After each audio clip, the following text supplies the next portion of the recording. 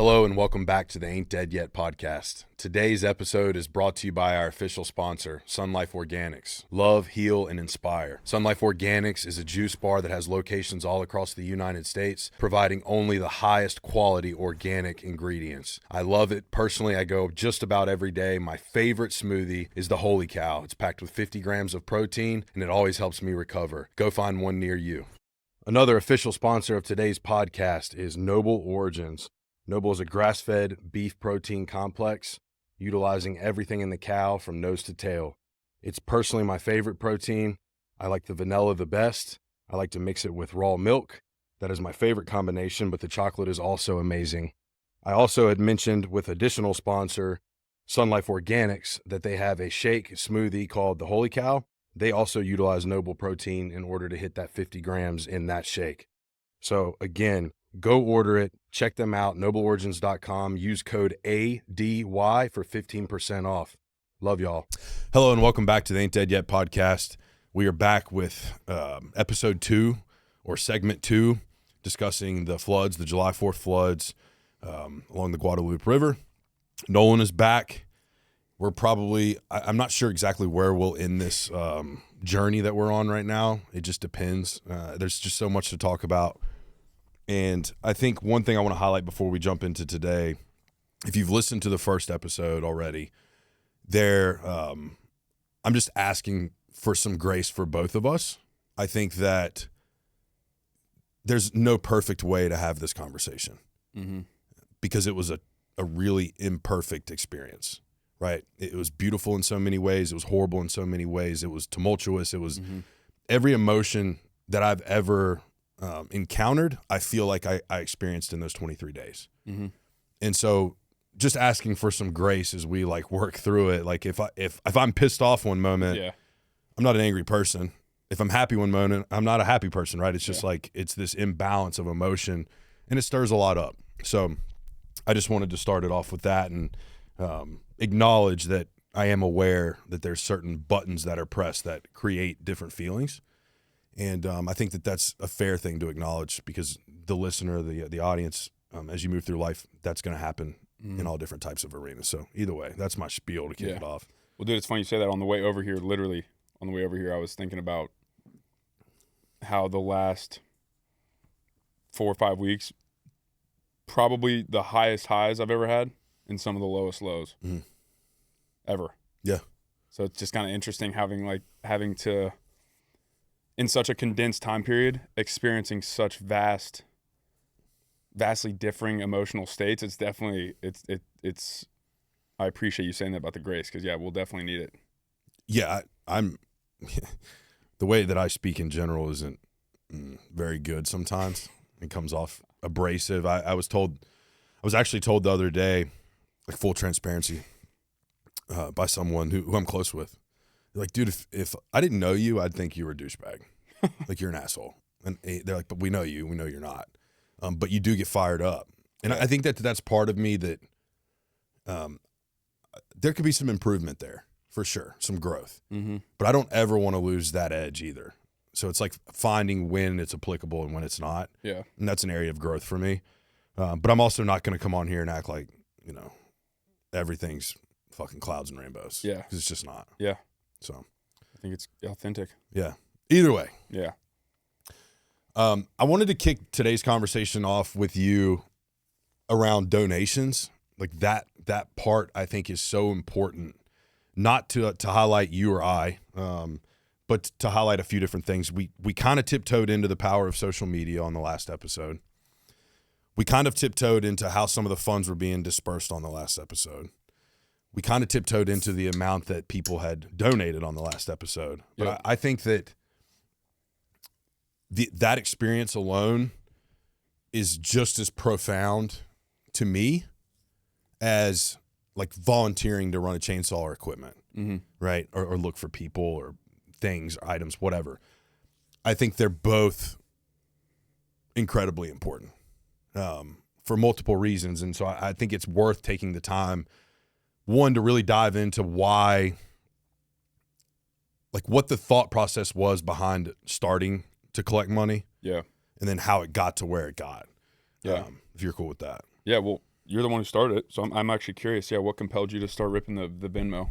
So here's where I'm going to be imperfect, just to kick it off. I have like some deep-rooted, we'll call it,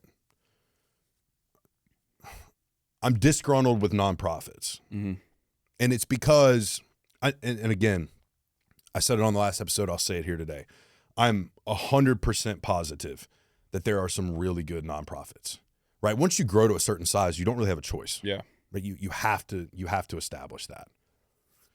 And we got to see a few of those while we were down in Kerrville. That being said, without pointing a crazy amount of fingers, most of your major nonprofits are skimming the shit out of the dollar. Yeah. Maybe it's partially because they have to, right, to run their organization, I understand. But a lot of it, like reading and doing these studies, goes into an account, like a holdings, mm-hmm. right? They collect interest on it. It's like anything else. Yeah. It's designed to make money. Yeah. So I'm disgruntled with that process and how people take advantage of it. I think there's the major ones that we don't even have to discuss that everyone knows about, like, Red Cross. Yeah, I there's some numbers out there about like the percentage, because you're right. I mean, it's kind of unavoidable at a certain point because you have such a big staff, you have so much admin work, there's so much bureaucracy and all the stuff that goes into it.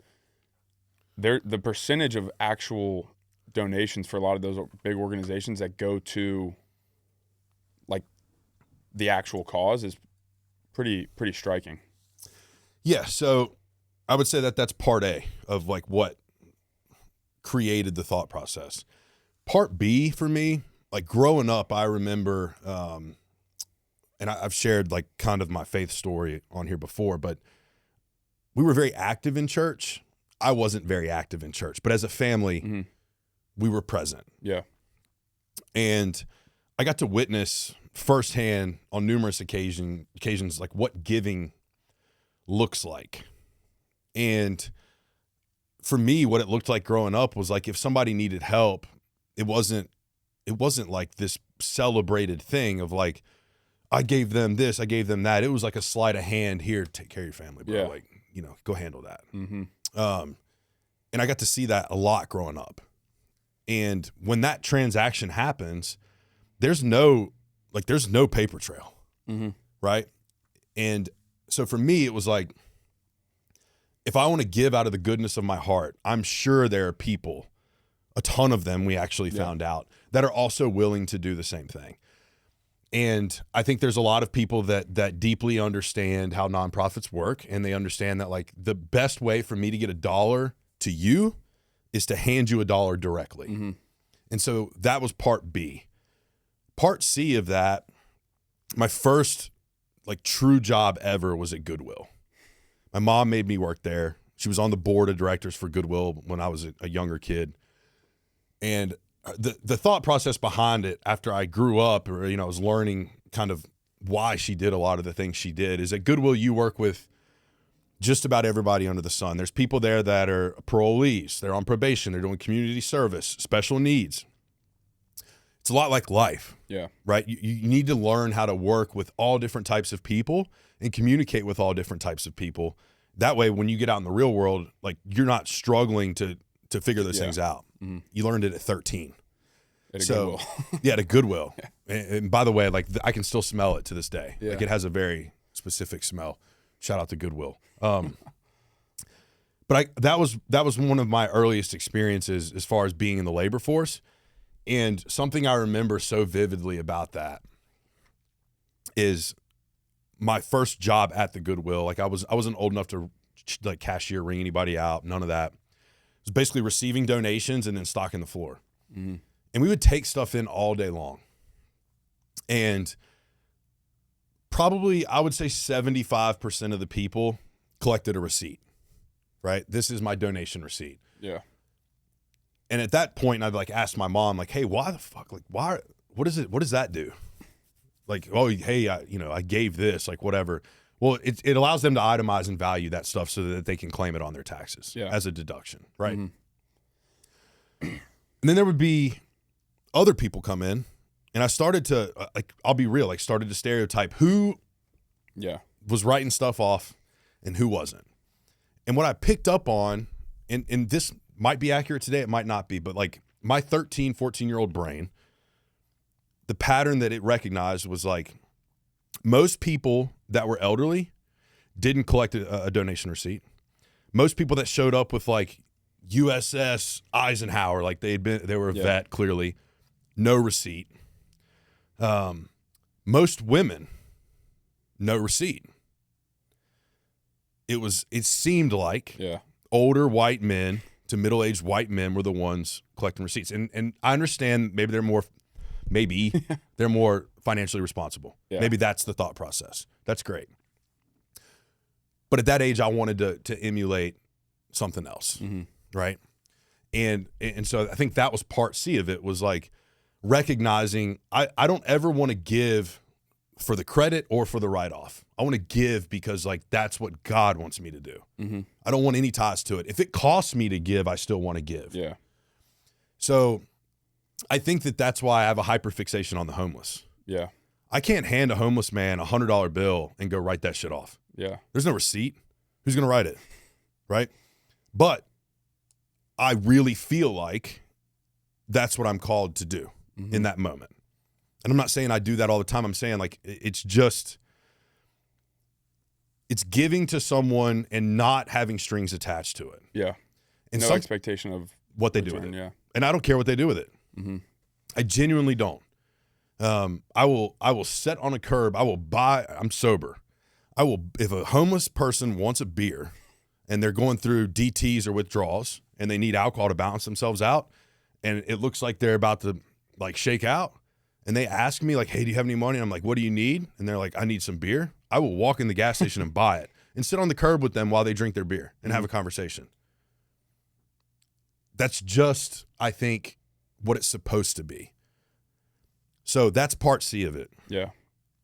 Last but not least, Part D. We're getting up there at 1, 2, 3. That's 4, dude. Yeah. I mean, we got 22 left. No, part D though. So,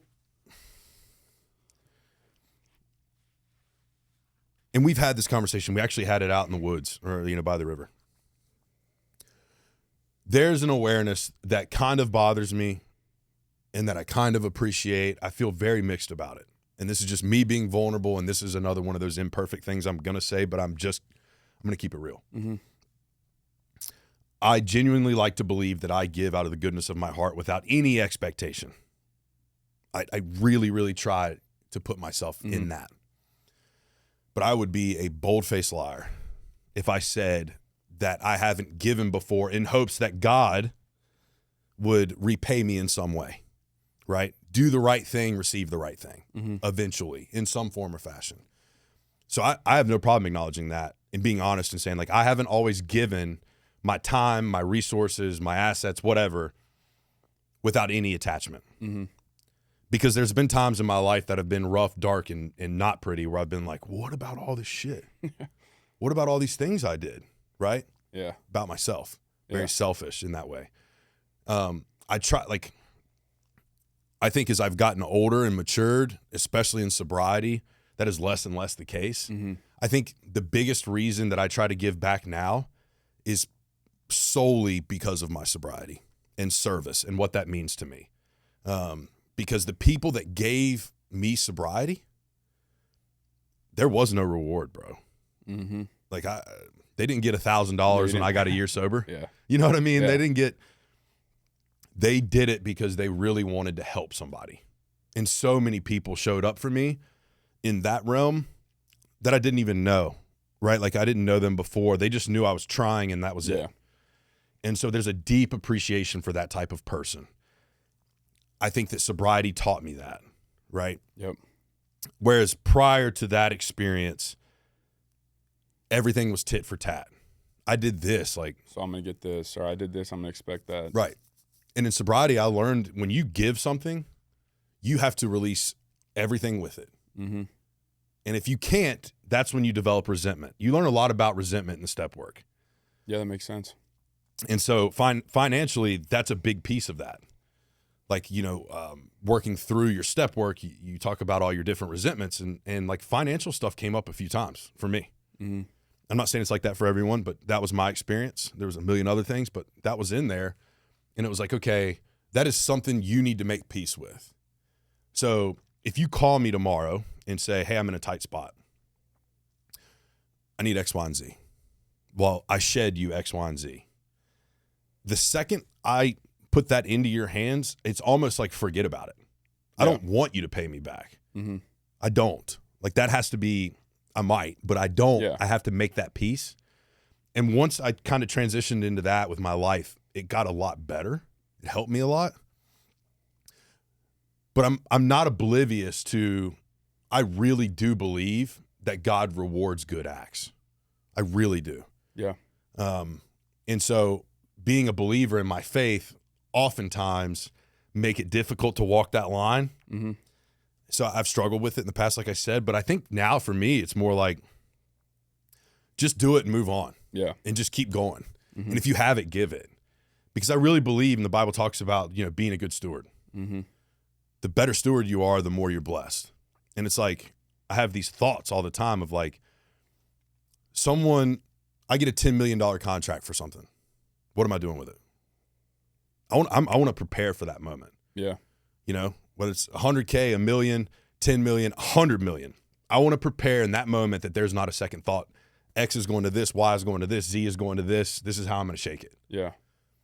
And I feel like that's so important because what you see a lot of times is people are blessed. And whether it's rightful or not, right? They're blessed and they immediately change personalities. Yeah. Right. I don't ever want to become that. And I pray to God that if I ever am in a situation where that could potentially happen, I'm surrounded by people that literally choke me to death.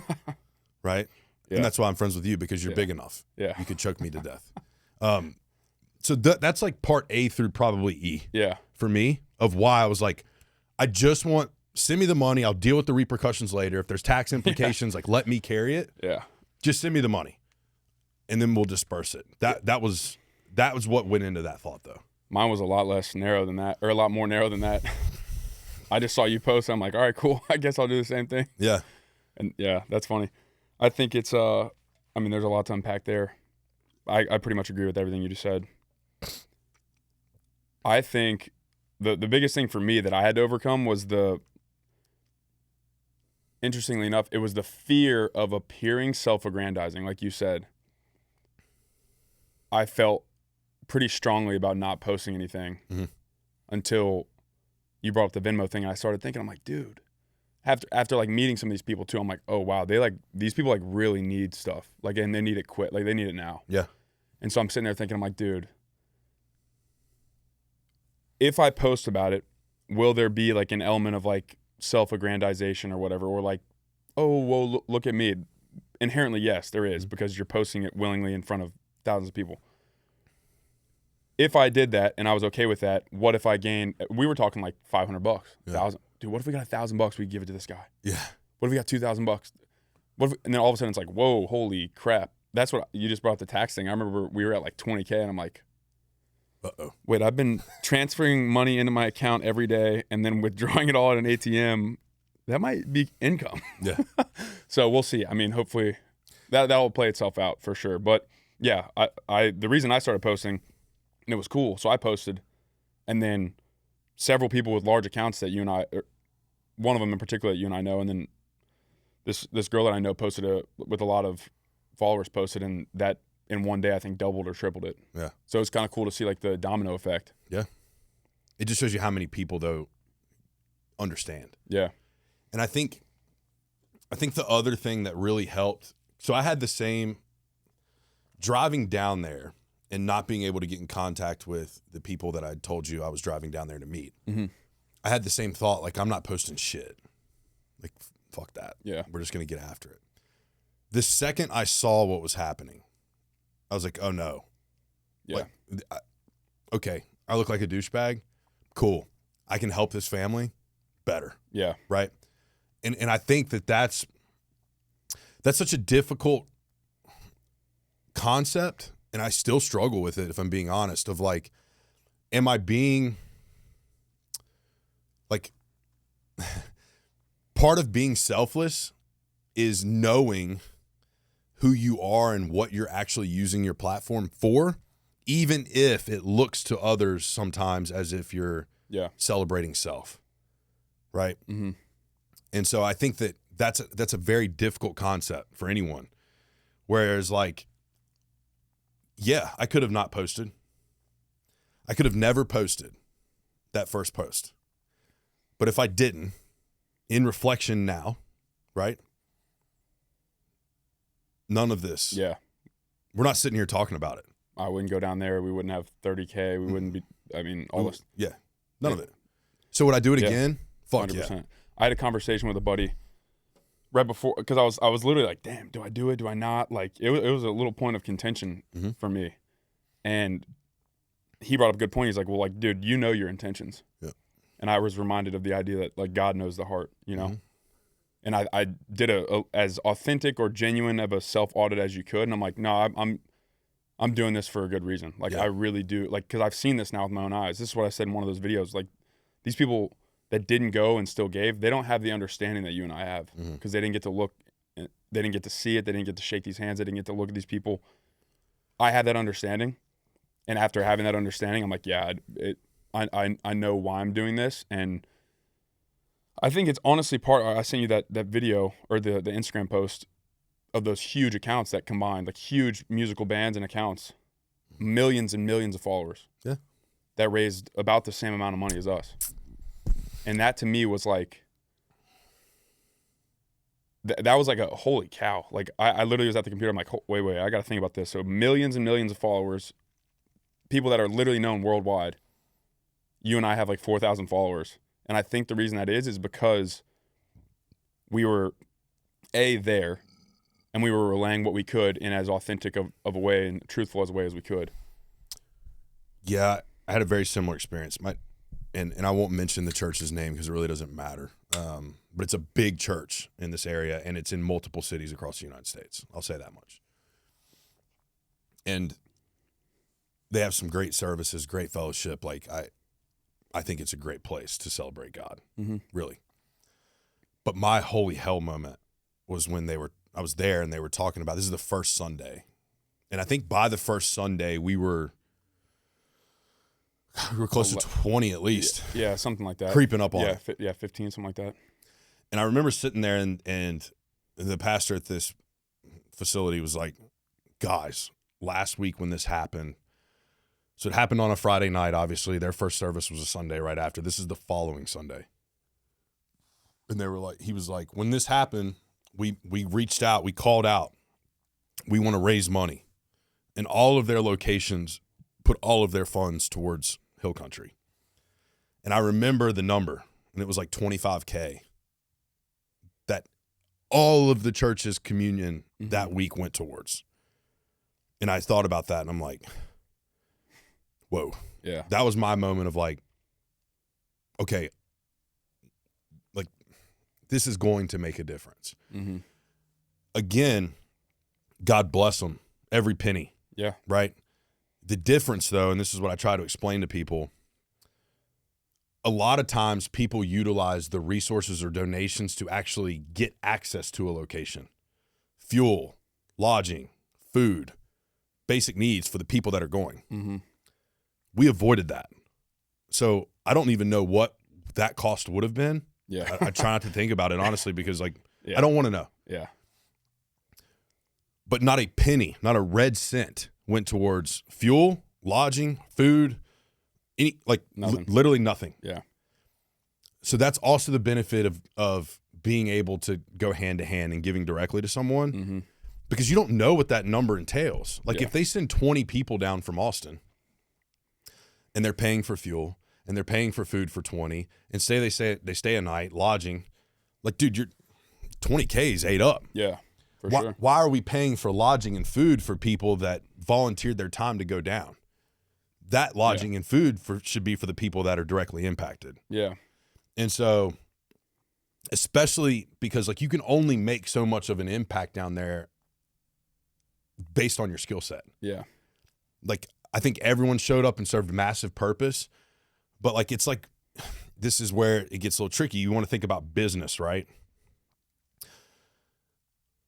and this is probably where I'm going to be imperfect for a second. But if natural disasters were a business, bear with me. Which they very much so are, and we could get into that. So, and I'm running the business. I'm the CEO. And it's my job to make money or save money. I'm not going to want to pay for volunteers to show up that can't reciprocate that value or 5x that value. So I don't want to pay someone to show up to put a hot dog in a bun. Yeah. That sounds horrible, but you have to look at it that way. If you send 20 people and 30% of your funds that you raise goes to those 20 people and they're making plates, not cooking the food, putting the plate together and handing it out, that's not a good use of that money. That's just a business mind. Yeah. Whereas, like, I think of some of these guys, and we can mention their names, they'll be cool, but like a George and a Damien. Mm-hmm. George owned the equipment. Damien operated the equipment. Their value, unknown. It's priceless. Like, there's no price on it. It was, incredible. Russell, same deal. Same deal. Priceless.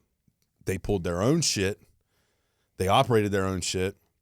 God bless the people in Kerr County that drove around and were giving out fuel For the real. equipment. Mm-hmm. Like, that was out of somebody's pocket. Yeah. And so the point being, like, there's so much wrapped into and I think when I was out there, something that helped distract me from what we were actually doing at times was like running scenarios like that through my head. Yeah. Whereas like the people that were down there, and I can only speak for our specific group, but like I think about Jay's wife or Leo's wife. Mm-hmm.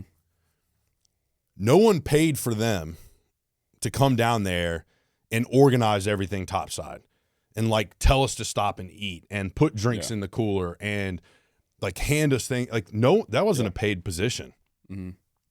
So operationally, like from a business perspective, I think it would be really hard to compete with what our group did, like as far as labor for dollar. Yeah.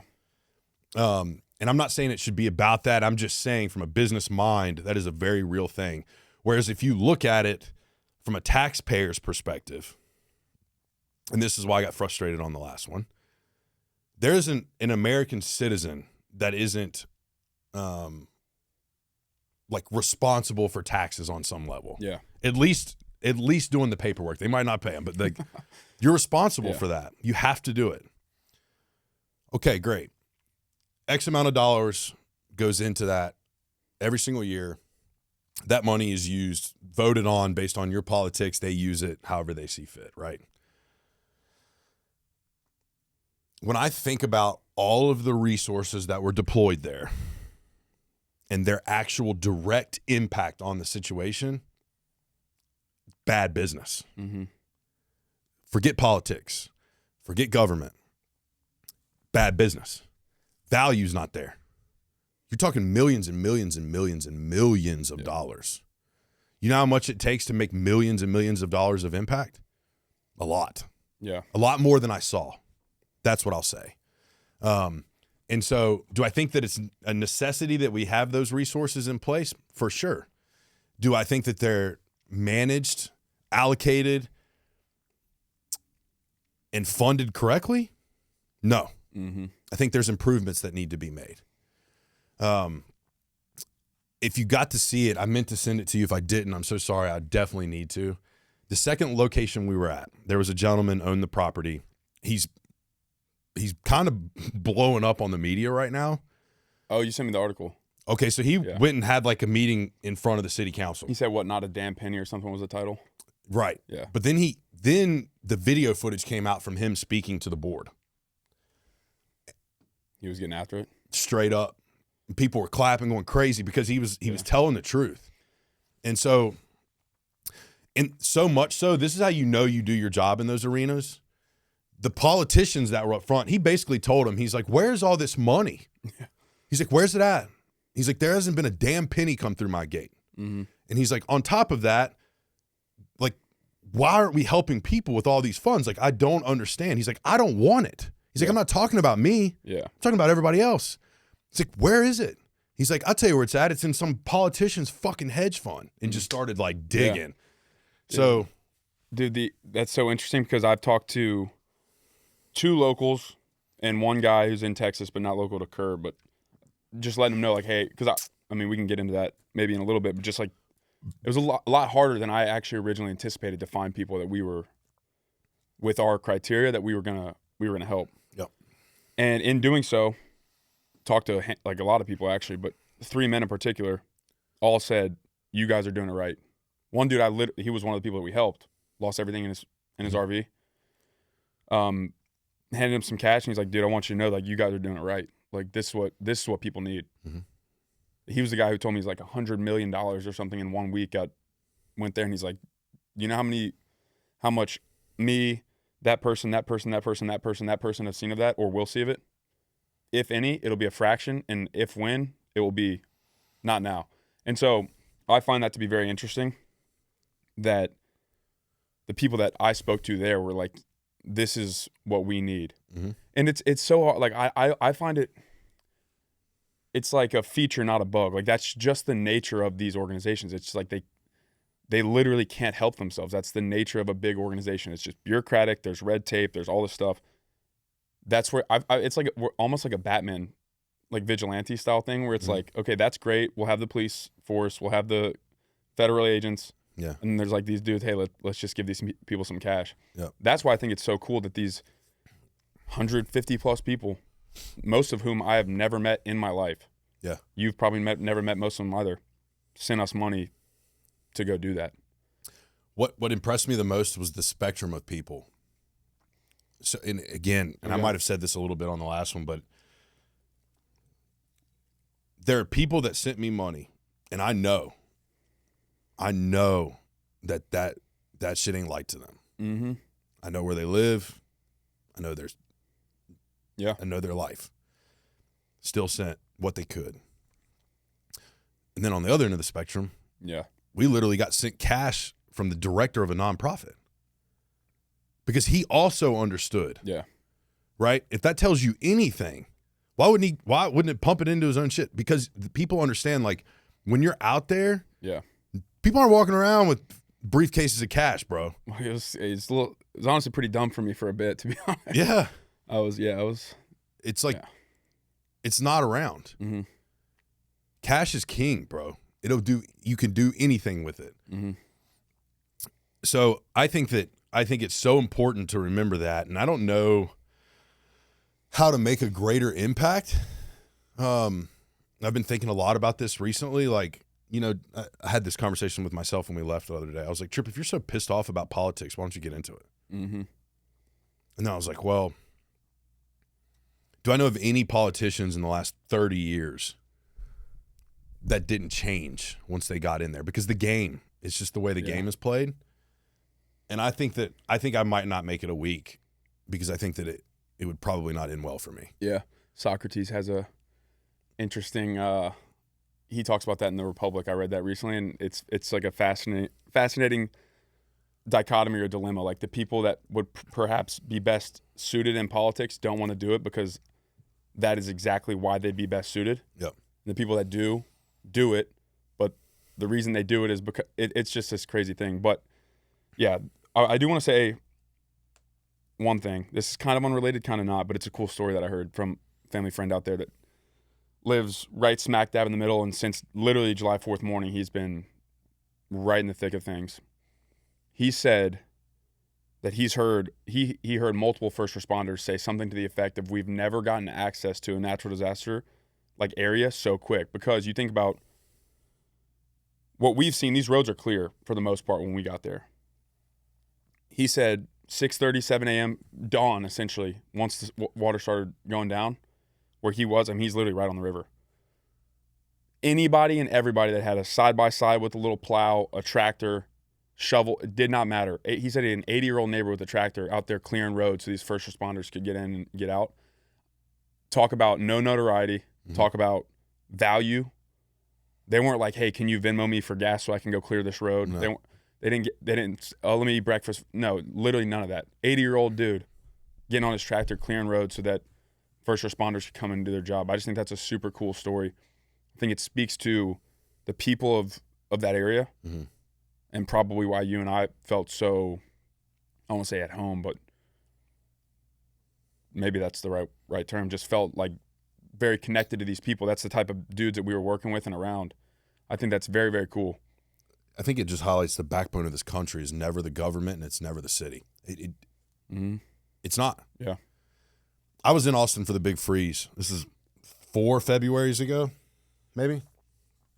It was my first February sober. So, yeah, it would have been coming up on 5 years. So 4 years and change at this point, 4 years, 6 months. And I remember, this is the God's honest truth, bro. And it didn't help. COVID was, that was kind of hitting too. It was probably 11 months into that. I saw the reaction though. It was like a natural disaster. I mean, people were flipped out, dude. 5 to 7 days, no power. The power company didn't even know what to do. Yeah. Like, I remember them coming to the complex I was in at the time, and they were kind of like, so like half the complex had power, the other half didn't. And I remember being like, that makes no sense. There's one main feed.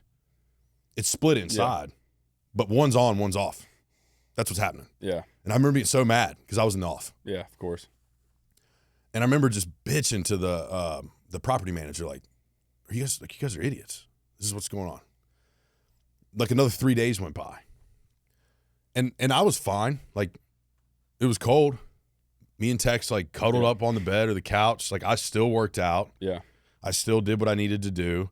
LA Fitness was actually open the whole time. That's based. So, like, I would go shower at LA Fitness, like, all kinds of shit. Yeah. But I remember everyone else was like, what are we going to do? Like, what's going to happen? Oh, my God. And I think I was eating, like, gas station, like, grandma's cookies, taquitos. Dude. Yeah, I didn't give a shit, dude. 7-Eleven taquitos. Yeah. I was like, cool. Yeah. It's going to pass. Mm-hmm. But I saw the difference in, like, I'm not going to say the caliber of people, but just experience. Yeah. Of, like, life. Some people, and it's no fault of their own, have never been in a scenario or a situation where they had to think of, like, how to shower, how to get food, how to get water, like, how to get fuel. Like, they just never had that experience. I would say that was 80% of Austin. Yeah. Most of the implants here are kind of operate in that fashion. Yeah. Which provides leverage in business, actually, believe it or not, more than you would think. Yeah. Because there's a level of grit there that they can't access. So there's beauty in that. Yeah. But at the same time, and if I don't think it could happen here just based on like geological reasons. That same flood happens, though, in the city of Austin. The response is not the same. And there's more assets here. It's the capital of the state. The response isn't the same. Not even close. And if it was the same, it'd be because those the dudes people from Kerr drove County, up. They drove up. Yeah, 100%. From all over the place. Yeah. Whether it's Hill Country and the Braunfels area. Anywhere. That's where they're coming from. Yeah. Temple, right? But it's not because of what's here. Yeah. Kerr County was special because it was those people.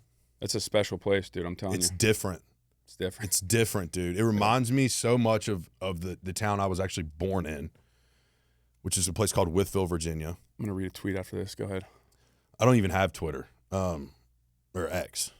Whatever it's called. Yeah. But I will say, you're right, man. And you know what? The first day I was down there, this guy, he's like, where are you from? And I was like, I'm out in New Braunfels. And he's like, damn, dude, you came out here? I was like, well, y'all would have done the same if it was the Comal. Yeah. And he's I like, was there right when you said that. Yeah. And he's like, absolutely. You're right. Yeah. So like that, I was like, okay, this is how it operates. This is how it works. But you're so correct in that the people that made the most direct, immediate impact were the people most impacted. Were the people? I'm not kidding you. This guy that I'm talking about and his neighbors are literally across the road, or sometimes even on the road from the river, like probably 200 feet from their front door. And it was those dudes that were out there just. Well, think about JR. They also had the skill set. I think that's important. Like they had the tractor. They knew exactly what to do. It wasn't like hey, let me call somebody and like look up a YouTube video how to do it. They literally just woke up, saw what happened, and started working, which is pretty cool. It was also a stark reminder for me of the values and the things that I want to teach my boys one day. and daughters. Yeah. Right? Dude, it's been something I've been thinking about that a lot. Who do I want them to be like? Yeah. Right? What do I want them to be capable of? And I think that's something that's been lost on many levels. Technology is fantastic, right? Mm-hmm. It provides so many great, incredible things. But what happens when the power's out and you need to know how to go operational in something or figure something out? You can't YouTube it. You can't Google it. You can't call someone. You got to know. You got to have those skills, at least enough to MacGyver something together. Yeah. So I think that you're right. And I certainly am, like, my skills I didn't learn them through technology. Yeah. I didn't. Mm-hmm. I didn't learn them in a classroom. I didn't learn them in college. My degree doesn't mean shit. Yeah. It doesn't. I Never don't even know where it's at. But I do know the people that I met from the time I was born until today, that's what came out. Yeah. It's their investment in me. And most of the time it wasn't even me trying to listen. It was just like they were so persistent on teaching me things. And so it's a good reminder, share what you know. Mm-hmm. Like, try to help someone learn and grow. Not everyone's going to receive it well, but you got to see it as much as I did. There were people there that showed up with zero skill set that were so willing to learn and figure things out. By the end of it, you couldn't tell the difference between him and her and him. And just everyone was kind of operating on the same level. That's a strong team. Yeah. Right. People pour so much into or invest so much into knowledge and teaching people. You can't tell X from Y, other than maybe one's got a ponytail and one's got, whatever. Are you familiar with the idea, especially as it relates to fathers and sons? The son idolizes, demonizes, then humanizes his father. Mm-hmm. So I had this moment when we were out there, because I'm tough on my dad. It's just how it is. He knows, if he listens to this, he knows. He'll be the first to tell you. But that's probably, it's more a reflection of me, because I'll see like a weakness of me and I'm like, if he did this and I wouldn't have that. It's really just me being like a victim coward. I realized every bit of help that I was able to give or impart was because of him. Literally every single part, every single ounce of anything of it was because he taught me how to do the things that I was doing. He taught me how to learn quickly. He taught me how to like interact with people in a certain way. Mm-hmm. And that was a really cool moment for me, because I was like, oh, this entire experience that I've had selfishly, like the transformation that I've had and that I was able to experience, the work that God has done on my heart through that experience, the actual tangible help that we were able to impart on these people that need it. For me, literally every single bit of that was because of my experience going to the woods, building stuff, messing around with tools, all this type of stuff that my dad did for me, if that makes sense. Mm-hmm. So that was a really cool, I don't want to like discourage my mom. She did a great job too, but like she didn't teach me how to use a chainsaw, But yeah, that was just a cool moment for me, because I had like this sort of aha moment. The same reason I was so hell-bent on finding single mothers. Mm-hmm. My mom taught me all that shit. Everything. Mm-hmm. She's still a savage. Yeah. Like, she made a post the other day on Facebook. I meant to like celebrate her last night when I talked to her, but she's the type of person that like she's gonna push until she dies in every way. Good. And I got that from her. You know what I mean? Like I've watched it my whole entire life. She's never been late for work. She's never left work early. Yeah. She's never like the never word's such a strong word, but it's such a true word with a lot of people. My dad, my biological father, I'm not sure he ever picked up a tool. His tool was his brain. He was a salesman, probably one of the best. He was really good, great at manipulation, great at like most salesmen. You know what I mean? Just saying. That was his brilliance, though, was his communication, his charm, that sort of thing. And I'm not saying that like that hasn't helped me. It's definitely been applicable in some arenas. But the willingness to show up, make an impact, and break myself off doing it is a direct reflection of my mom. Like, there's no book that says, like, okay, your husband is unfaithful and he's going to abandon you and your child and he's going to go live his life recklessly and he's never going to give you another dime. There's no book on that shit. And it is unfortunately not a woman's job to figure it out. Yeah. Like, but she did. Praise Fully. God. Yeah. Like, so for me, that was the same reason I'm thinking about it. Like, we had this conversation. I'm like, yeah, but like, there's a husband in the picture. Yeah. And you'd be like, yeah, but like, he's working, he's trying. And I had to like sit with that and be like, you know what? Like, that matters too. But my initial reaction to that is like, I don't give a fuck. Yeah. Tell that man he's got to go work harder. Yeah. Right. I know that that's not always perfect. But for me, I know what's possible with one parent because I witnessed it. Mm-hmm. I know that you can work multiple jobs. You can have side hustles. You can sell shit on eBay. You can make sure that you never miss a practice or a game or a meal or anything with one. Mm-hmm. So that's why for me, when there's two, I'm like, that's kind of bullshit. Yeah. They don't deserve extra credit. You know what I mean? Yeah. And so I think that it was rooted in that a lot. Yeah. Makes sense. But to your point, both of those experiences were needed in order for us to be a good team. Mm-hmm. So it doesn't matter, right? And I do, maybe this is a good time to like transition into this. When I think about the donations and the people that we know for a fact are going to be directly impacted, the three that come to mind for me right off the top are all totally different family dynamics. One's a single mother. Mm-hmm. One's a couple. The other one, they're not, it's not their child, right? Essentially, Yeah. Those are three different scenarios. Yeah. All three critically important, need help, need support, need love, need funds. Mm-hmm. So it really opened my mind to like, hey, I can't narrow it to this one thing. Do I think I'll always be biased and want to help the single mother? Fuck yeah. But it's also opened my eyes to like, you can't just center it around that, right? Well, it can't just be that all the time. Somewhere in the Bible, the details are escaping me, but it talks about like blessing widows, like taking care of widows. I think that's very important, obviously, because that is I don't want to say helpless, but that's a tough thing to come back from. One thing I'll say, something that meant a lot to me, because you were like getting the hell after it out there for a long time.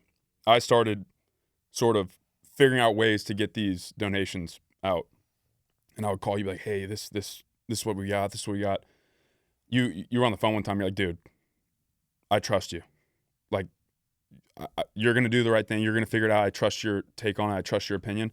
And that was really cool for me to be able to have that sort of like, okay, whew, he's got the trust in me. We're gonna figure it out. The other thing that because somebody asked me early on when it got to like 10K, they're like, how are you going to go about like, you need 1,000 to 10 families, 10,000 to one family, blah, blah, blah. I literally was like, I'm going to let the Holy Spirit decide. There's some people I met that I was like, I don't know if they really need it that much. I don't know if they need this much. And I just kind of let it play out. And then like the other 2 weekends ago, I'm like, yeah, this person needs a lot of money. Yeah. And so that's sort of like the homeless thing. It's not up to us per se, like unless we're literally signing like the documents for them, which is just not practical. It's not going to happen. It's not up to us. I really think that with an open heart, an open mind, and like a faithful temperament, God will like, hey, this is the person right here. Mm-hmm. And the most recent example is like a prime example of that. Should I get into like the whole storyline of that, or? Yeah, I think it's worth it, and I think it's important to start at the beginning because you just mentioned this, but like this is, I haven't said anything about this on social media. Me either. Even what happened, I haven't even told like. Yeah. So just so everyone's fully aware, for full transparency, I started collecting funds. Nolan and I had a conversation. We're like, he's going to do the same thing. We're going to pull it together. I never announced that, right? Like directly. I was like, I didn't, but like, it wasn't like, this is what we're doing. This is why we're joining forces. None of that. But we made a decision pretty early on that that's what we were going to do. And someone asked me yesterday who raised more money. And literally, I swear to God, I was like, I have no fucking clue. Yeah. I have no clue. They're like, well, you could look it up in your Venmo. I was like, I really don't fucking care. Doesn't matter at all. It doesn't matter. Because I think that what's so interesting is if at one point, if we would have swapped roles, right? I wasn't made for that role. I legitimately felt that in my soul. And that's why when you were like, you kind of eased into it, but I would say this, you were thinking about it more than me. I was like, it'll work its way out. That's where my brain was at. Yeah. I'm going to work and it's going to work its way out. Yeah. But I could tell you like you were tiptoeing into it more and more. And then I remember the conversation. I was like, look, I'm out here. Yeah. That's your game. Like this, you were made for this. And I think that for me, I'm like, it's a thankless job, right? Meaning like for you to have to, people don't think about this. I've thought about it a good bit. You had to go encounter people that were deeply struggling on a regular basis. I just got to run a saw and equipment and rig shit, dude. Mm-hmm. Both of them difficult. One of them, maybe you find something you don't want to find. Maybe you don't. Maybe you do. But yours was pretty much guaranteed to be a difficult conversation, right? You're asking someone to be deeply vulnerable with their financial situation, their family, their life, and to have, especially with your stature, them to feel safe to do that. I think it speaks to you directly as a man and what you provide and how you show up. Like, are you a physical presence? Yeah, you're fucking huge. But your heart is open. And I think it's such, like, you can feel it. And I think that I'm so grateful outside of like the funds that were brought to the table from your side. I'm even more so grateful for like the action you took and the connections that you made, because it was literally God working through you. Yeah. And I wanted to say that before you like tell this story, because I want people to listen. You just told me the whole distance of the story Thursday or Friday. Yeah, like all the connections. I drove home the whole drive and I was like, holy shit. Insane. There's only one explanation. It's God, 100%. Period. So I want you guys to like actually listen to this portion. I'm done talking for a minute. But listen to this story, and then you send me a message. You tell me it's coincidence. You want to look stupid? I'll let you do it. Today's episode is brought to you by our official sponsor, Sun Life Organics. Love, heal, and inspire. Sun Life Organics is a juice bar that has locations all across the United States, providing only the highest quality organic ingredients. I love it. Personally, I go just about every day. My favorite smoothie is the Holy Cow. It's packed with 50 grams of protein, and it always helps me recover. Go find one near you. Another official sponsor of today's podcast is Noble Origins. Noble is a grass-fed beef protein complex, utilizing everything in the cow from nose to tail. It's personally my favorite protein. I like the vanilla the best. I like to mix it with raw milk. That is my favorite combination, but the chocolate is also amazing. I also had mentioned with additional sponsor, Sun Life Organics, that they have a shake smoothie called the Holy Cow. They also utilize Noble protein in order to hit that 50 grams in that shake. So again, go order it. Check them out, nobleorigins.com. Use code ADY for 15% off. Love y'all. Yeah, well, no, you're exactly right. Well, basically what happened, sort of the reason, obviously, I went to Fredericksburg for a bit. Then I went back to Austin. You were still out there running the chainsaw. So I'm like, well, that's kind of where my head was like, okay, well, I got to be useful with these. It actually stemmed from a couple conversations, because my original inclination was, I'll be able to walk down the street and just, that person needs money. That person needs money. Bam, bam, bam. We'll take 3 days. We'll be good. Here we are like 3.5 weeks later, and we still got a decent amount of coin to give out. But I had a couple conversations with two of those people I mentioned earlier who are local, or at least like in the general vicinity. And they were like, hey, man, just so you know, like, it's a little bit of an interesting dichotomy here because most of the flood area were the camps and then multi-million-dollar second or third homes. Mm-hmm. So most of the people directly affected were the campers, the camps, which are businesses for all intents and purposes. Yeah. And the houses of multimillionaires. Mm-hmm. And so when I started thinking about that, I'm like, oh crap. Like, what if we just raised $30K and we can't even give it out? But this is where I'll go ahead and just tell the full story. And Steve Jobs says the dots don't connect looking forward. You can only connect the dots looking backwards. It's the truest thing, and it's 100% God. Because I appreciate what you're saying, like about my heart and all that. I will literally take zero credit for it. It's 100% God. So I told the story in the first episode. I want to go down there. ChatGPT fails me. They're like, sign up for this, apply for this. I'm like, nope. Get on Instagram, I see your video. So that's the first point. Second point, go up there. All the things we saw and did on the first day compelled me to post about it. So we start raising money. Once we start raising money, I start to think, okay, well, we're going to have to figure out how to do it. We obviously helped the gentleman out that JR connected us to, but we still had a lot of money. I'm like, okay, this is a little bit more difficult than I thought. I want to make sure I'm not forgetting anything. A family friend of mine in Atlanta, very close family friend, knew that I was out there. She has a cousin who lives in Kerr County. She connects us. He's extremely gracious. He's one of these gentlemen that I was mentioning earlier that was out there literally 6 o'clock on July 4th morning. He's got people living. This guy is incredible. He's had people living in his guest house for 3 weeks now. Just incredibly generous guy. He's out of town or something, so he says, hey, I'm going to send you the number of my other buddy who's in town, and you call him. So I call him, and he's like, hey, man, here's the deal. Most of these people are multimillionaires. Most of these houses that got affected, they're literally going to be fixed in 2 weeks. They're going to spend whatever it takes, whatever, blah, blah, blah. But there is, because I told him, I'm like, hey, look, we want to give this, we're not going to organizations. He's like, that's a good idea. I want to give it to people that really actually need it. He tells me, okay, let me think. There's this RV park by the S curve on the river. You should go to that RV park. I'm like, all right.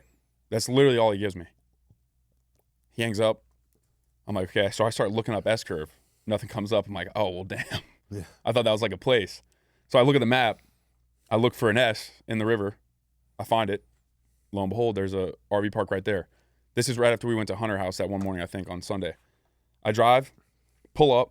By the grace of God, there's a small crew of like 3 dudes. Nobody else is there. It's just like 3 dudes in the way back of this park. Smack on the river, and it got destroyed. Like, I don't think there was one standing, one RV. Go up to these dudes.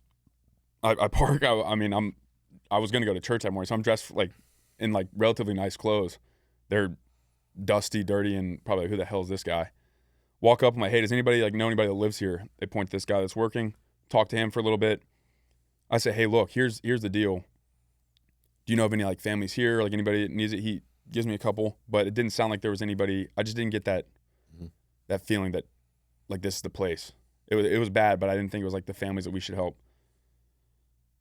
I'm like, hey, is there any other places? Like, I know there's a lot of second homes here. I know there's a lot of wealthy people. Like, is there any other places you can think of that like really got hit? He's like, thinks about it for a sec.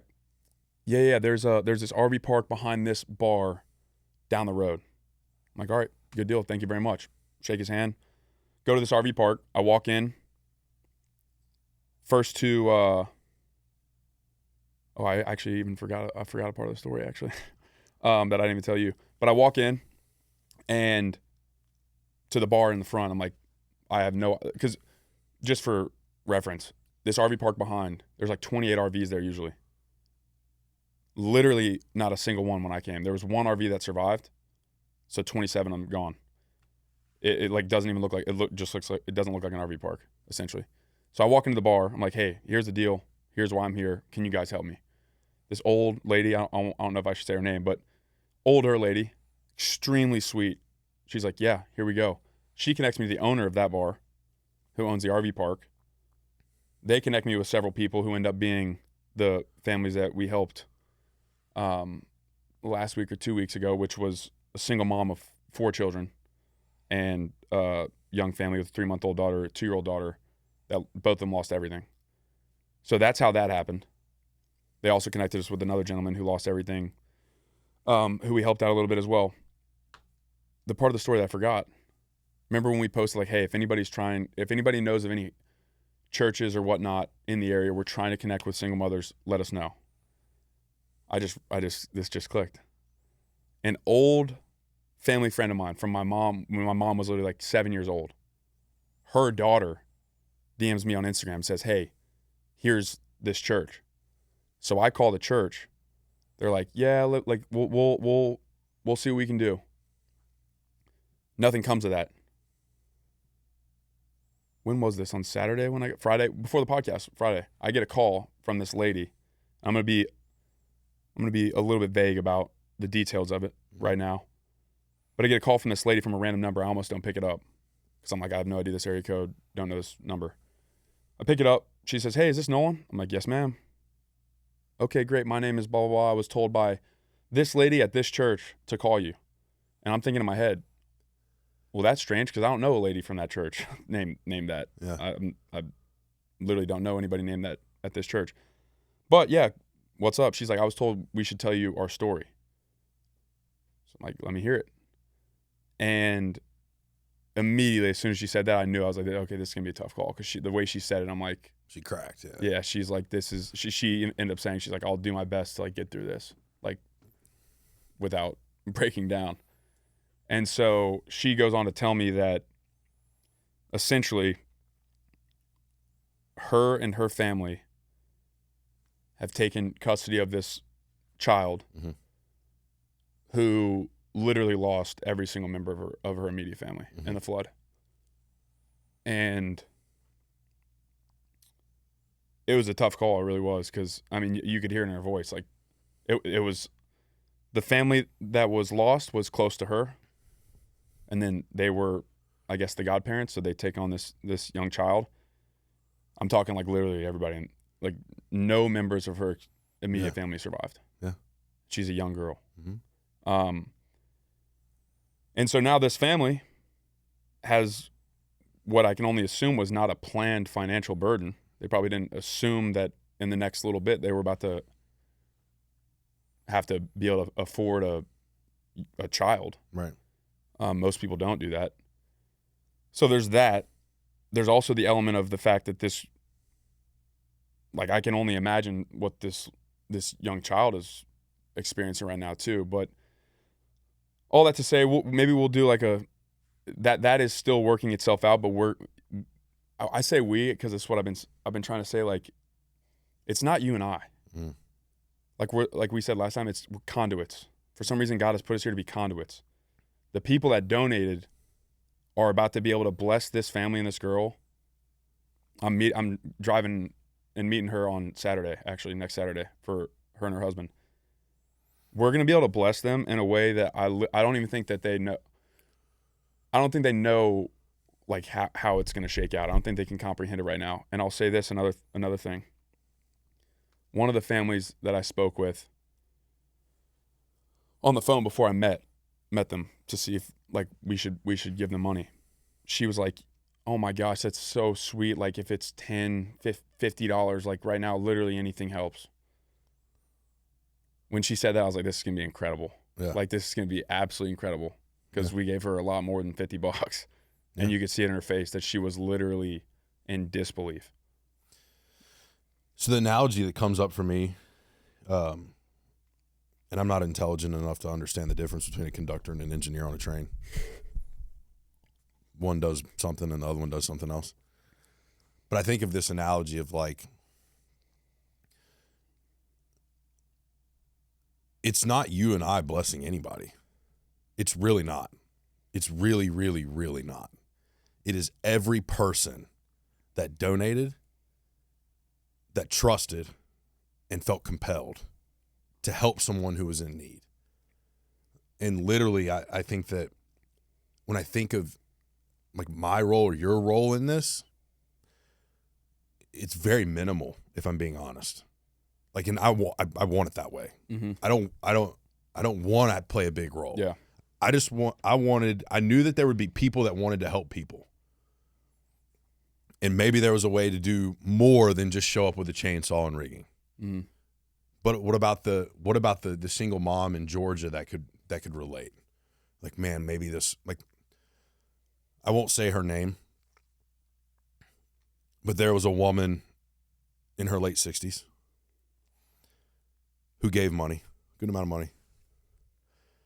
And she's like, I only have like one thing to say about this. She's like, I trust you guys, first and foremost. Secondly, I want you guys to find the woman in the family that needs this the most, and I want you to bless her with all of it. Right? Those were the type of people that were donating. Mm-hmm. It wasn't you or I, Yeah. right? And I think that that's so important to highlight because in life, and Conduit's a great example, we're not creating, like if you think about it from an electrical perspective, we're not creating the power. The people donating, Mm-hmm. they're creating the juice, the power, right? And then over here you have a light. I'm pointing at lights in the studio. But there has to be something to connect it to. The cheapest part of that arrangement Yeah. is the thing connecting the two, The cord, yeah. right? Generation is expensive. Production is expensive. Connection is cheap. Yeah. And I'm trying to highlight that because at no point you and I had probably upwards of 100 conversations during this process around what we're going to do, how we're going to do it, whether it was in person, over the phone, text messages, DMs on Instagram, like it was everything. Yeah. But what I think is most important to me, and the reason that I told you, I don't know, within 4 days, whenever you went to Fredericksburg. So like did you go up there on a Saturday or Sunday? Or was it a Monday? I left Kerrville like from going there every day on Sunday, the Sunday after, so like Sunday the 12th or whatever it was. That conversation around trust happened, I want to say that Monday or Tuesday following that. Not that I didn't trust you before, but the reason that I said that was because at no point, and this is, I'm going to give you guys like some behind the scenes real quick. At no point was there ever a conversation between you and I that said, look what we're doing. Mm-hmm. Never. Nope. Which meant to me, it was understood on both sides. Like, this is the purpose. It has nothing to do with us. So it was easy to trust. I trusted you before as a man. That was simple. That's a deeper level of trust though, where it's like, he fully comprehends. This has nothing to do with us. Mm-hmm. It's all God, and it's people that want to help people. We just happen to be here, right? Yeah. And so I think that that's important to note, and I think at the end of the day, that's why I don't want any connection personally to the people that received anything. I don't want to meet them. I don't want them to know my name. And it's the same as this most recent situation. When that child turns 18, this is where my head keeps going. I don't even want the child to know about it before 18. Mm-hmm. 18th birthday, right? The people that were so gracious to take her in, be able to say, hey, also, we're going to run over here real quick. Mm-hmm. And there be no name attached to it, nothing attached to it. But I want that child to know that somebody somewhere was able to connect with enough people that their life will never be the same. Mm-hmm. Right? That's what it's about for me. And so I don't want any attachment to it ever. I don't want photos. I don't want none of that shit. And that's why I think it's important that we never release names. Mm-hmm. And it's okay to be vague about a family of 4 or a family of 5 because there's a lot of those. Yeah. But we have to be really careful about the last story because there's only so many stories like that. Yeah, that's my point. And that's why I think the way you just described it is is about as deep as we can go with it. Mm-hmm. Now there are deeply personal relationships in my life, like my mother, who I will give her those details. Yeah. Right. Or if people that donated, most people that donated really don't want to fucking know either. Mm-hmm. But if they were to ask, here you go. And I think at the end of the day, whether it's faith-based or humanity-based or however we want to look at it,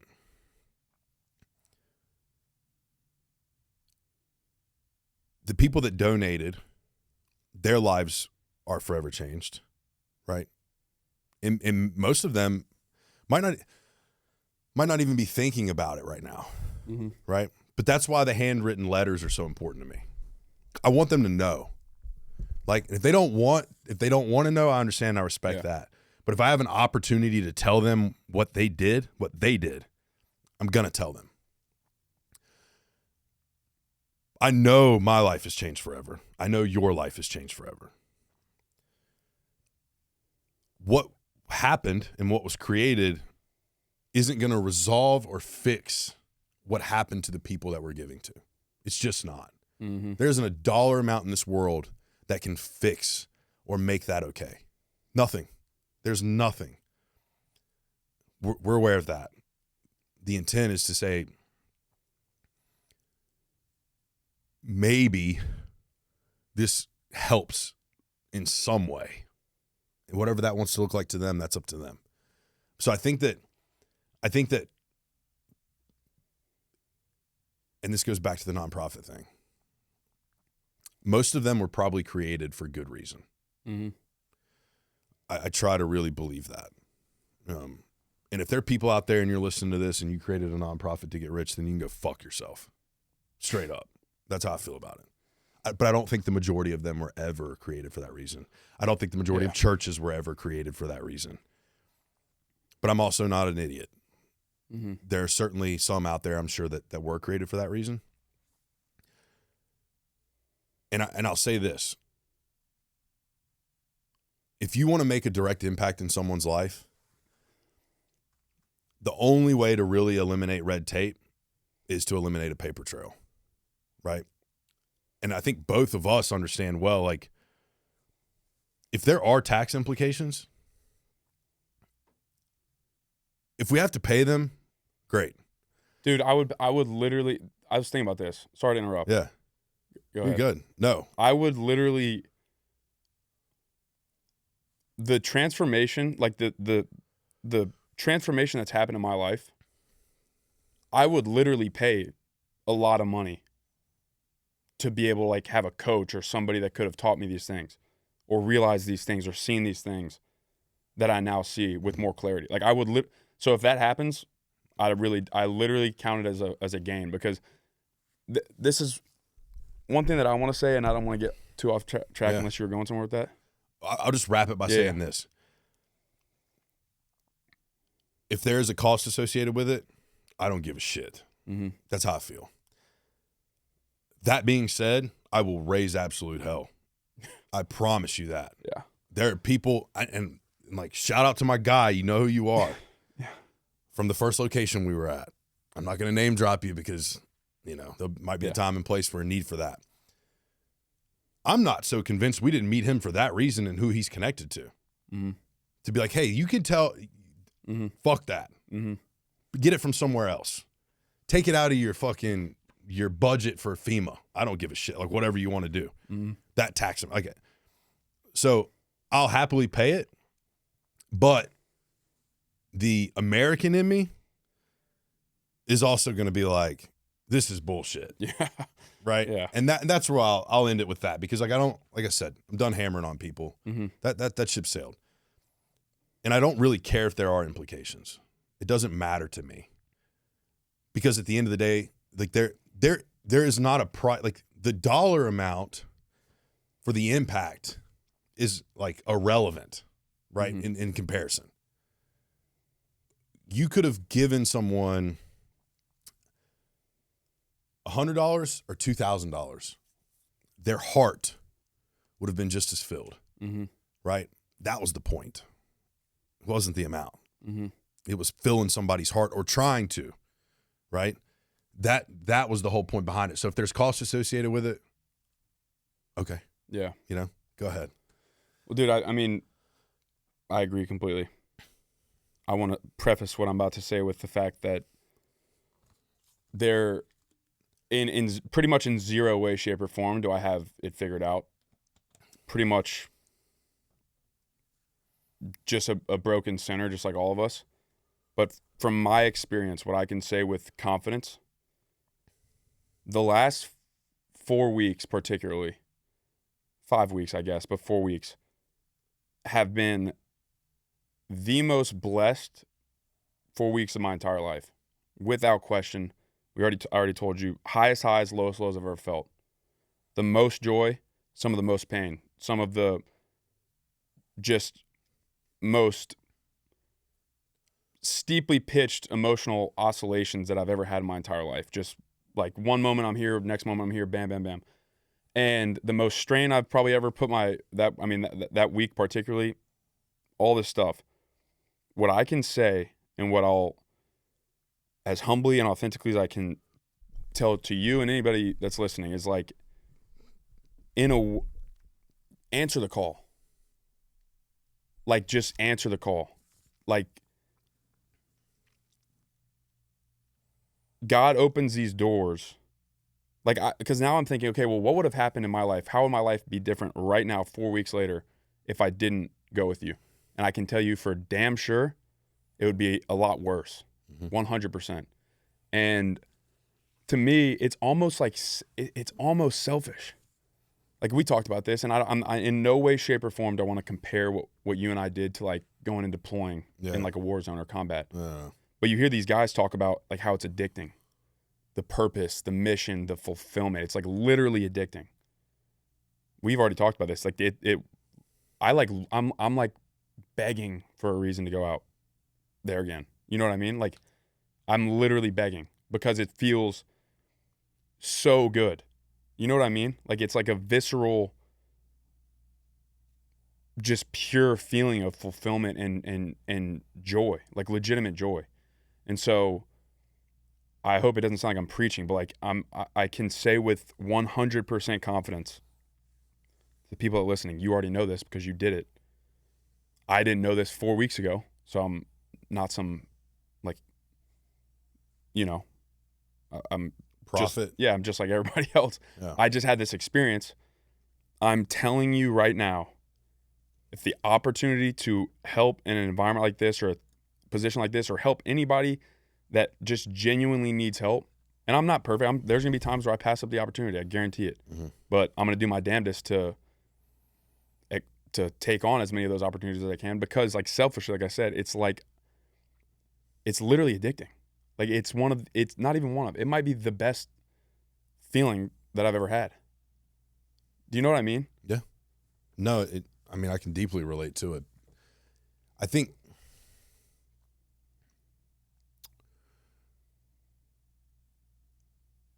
being alive for me looks a lot like having reason or purpose.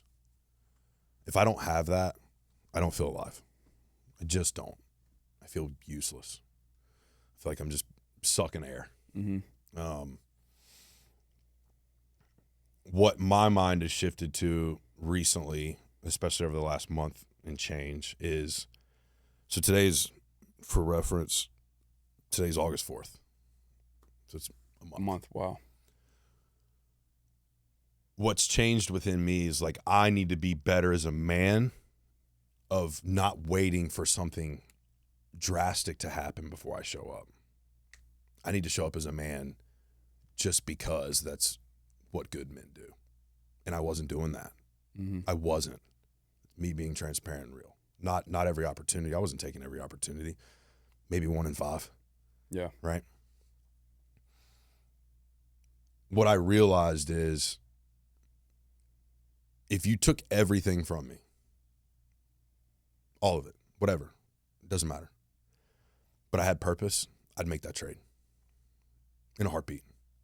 Whereas or you could offer the other hand, give me the world, but not allow me to have purpose, I wouldn't make that trade anymore. I just wouldn't. For what does it gain? For what does it profit a man to gain the world and lose his soul? Nothing, right? So it's like, I needed that personally because there's this,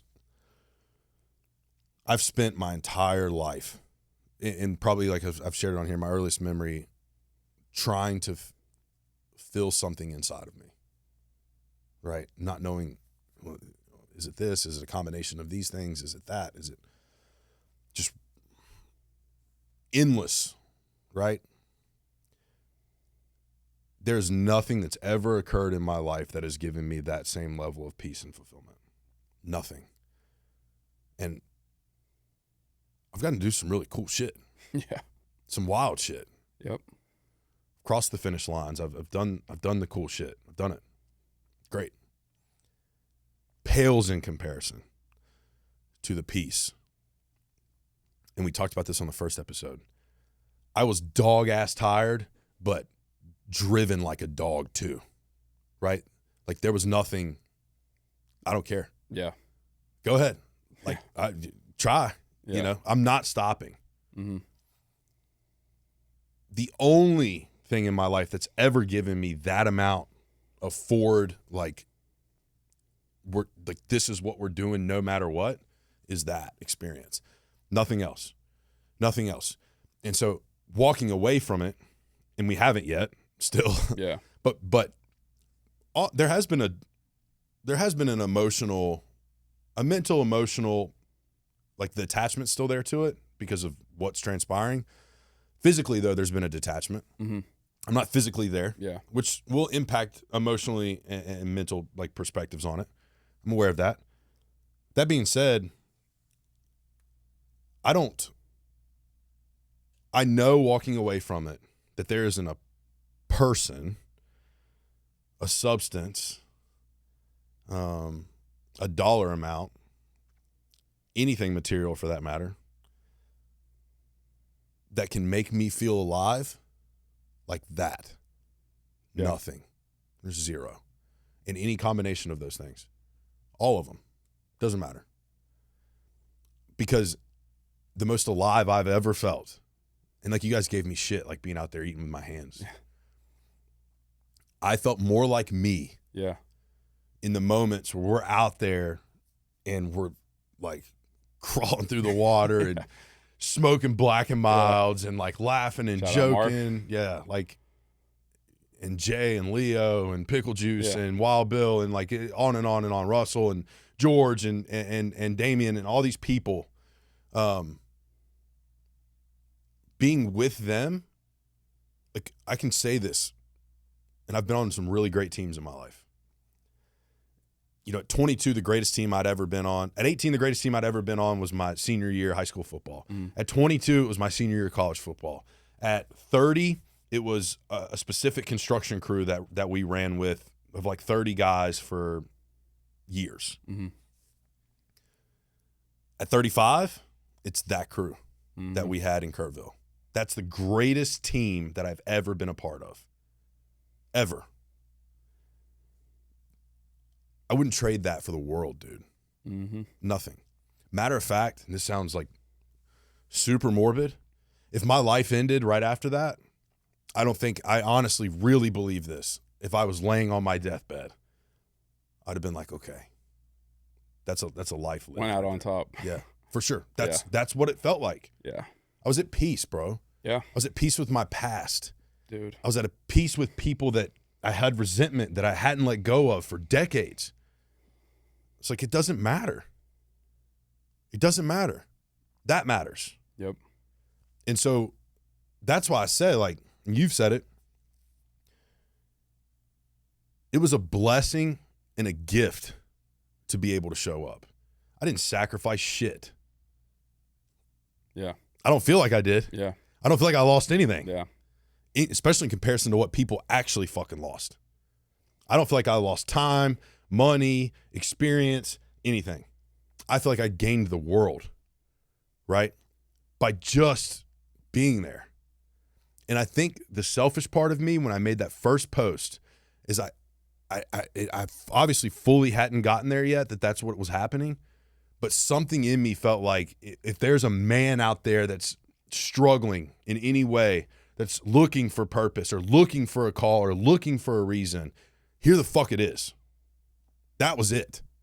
And when I only got one response, I was like, a lot of people are full of shit, to be honest with you. Yeah. And so that's what, to your point though, and I'll shut up. I'm getting like way too fired up on this shit, but like,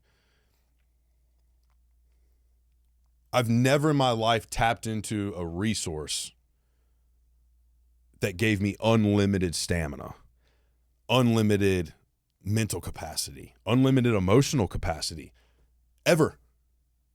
But what it really isn't the disaster. It's God. It's God, 100%. God is the resource that provides unlimited stamina, unlimited emotional capacity, unlimited mental capacity. It is literally setting your shit down and saying, here, Yep. show me. I'm here. You want me to lick the floor? Awesome. Yep. Let's get to licking, Mm-hmm. right? It's God. I believed before. I was a believer. I can't even describe. Now you're a knower. I can't, yeah. I literally can't put it into words anymore. Yeah. That's my new definition of a true believer. I can't fucking describe it. I can't describe it. You have to experience it. And then you know. And you know with beyond the shadow of a doubt, nothing is a mistake. Everything happened for a reason. The people that walked away, the people that showed up, this disaster, that disaster, divorce, drug addiction, alcoholism, everything, breakups, it all is part of the plan. All of it. Mm-hmm. Because out there, it all showed up. Yep. And it couldn't have showed up that way if all that shit hadn't went down and happened exactly the way that it did. I was able to show up because I had time. Mm-hmm. Why did I have time? Well, certain people weren't in my life anymore. Certain substances weren't in my life anymore. Certain careers weren't in my life anymore. I mean, all of it. Mm-hmm. And in those moments, you talked about the Steve Jobs things, connecting the dots, looking back, looking forward, I'm like, what the fuck? Right? Like back then. Yeah, 100%. I'm like, why? Yeah. What? Yeah. This is ridiculous. This is all I ever wanted. Looking back, thank God I didn't get what I wanted. Thank God. Mm-hmm. God gave me what I needed. So it's literally, it blows my mind, and it shifted my perspective in a way that I know I'll never be the same person. Yep. And if I ever get to a point, and this is why I'm glad we have a close bond now, if you see it in me that I'm losing connection with that, I hope that you choke me out. We'll talk. Yeah. Like, hey, dude. Yeah. Did you forget? Yeah. Right? That's the thing. Like, the nature of life is cyclical. Like, it's going to happen. For sure. But that's why we have a connection. Yeah. And that's why we have these memories to look back and be like, remember when you thought that like everything was bad? Remember when you thought this amount of money or this type of thing or this job or this? This is so a good friend of mine and mentor who you know. Really, this is actually, I'll say a little tangent on this. One thing that I feel so incredibly blessed for, given what's just unfolded in my life the last 4 weeks, more than any other time in my life, probably, maybe one other time, I've genuinely felt like I needed support. Like, try not to be a burden to people most of the time. I knew when I'm driving back and forth between Kerrville, all the things going on, I needed like support. You know what's funny? I had some of my closest friends throughout my life hit me up without really even knowing what was going on. It's like God said, hey, look, you should probably hit up Nolan. Mm-hmm. And then those guys ended up imparting wisdom and peace and counsel into my life that I'll be forever grateful for. This gentleman that I'm mentioning in particular, who you know, we were talking and he said something like, what happens when there is revival in a city, like at least biblically in a city or in a person's heart, is the laying down of idols at the altar.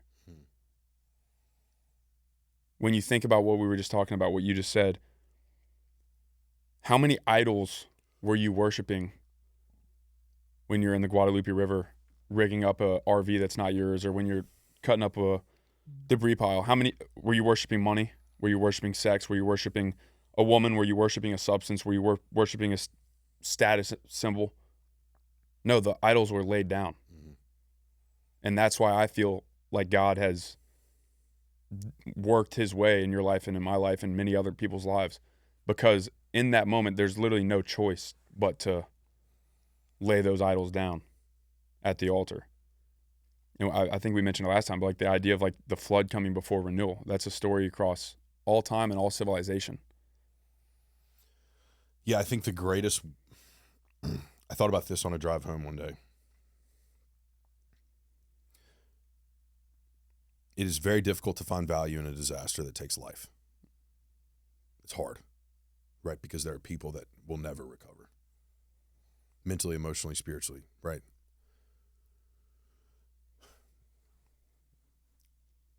But it is like, it would be like spitting in God's face if we didn't use this as part of our testimony to bring people to him. It's a core part of my testimony now, that's for dang sure.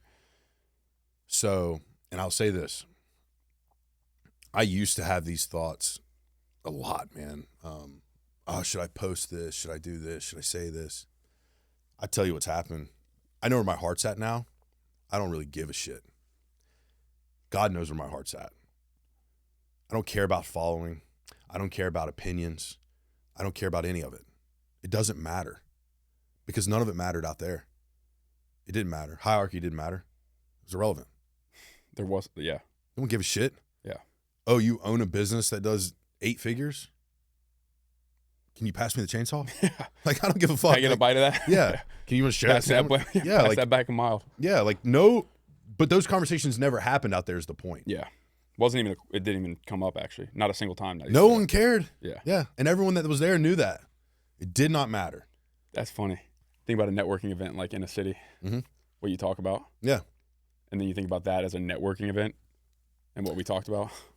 Well, you know, if you want to go down a rabbit hole with that too, I would much prefer to financially invest in the people that we worked with in Kerrville than anybody I've ever met at a networking event in a city. Mm-hmm.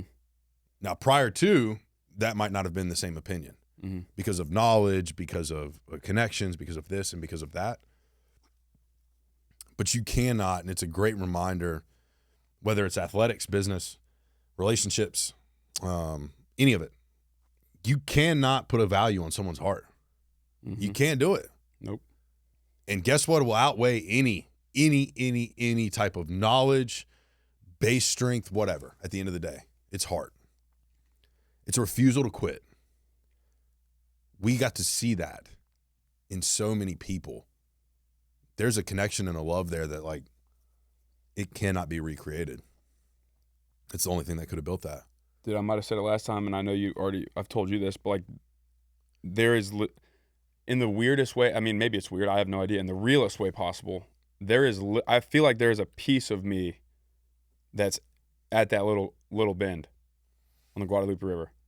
I like feel like that's like I believe like places can hold like real power, memories, spiritual energy. I feel like they can hold them, and that place for me 100% is a place for me that I will like feel at home.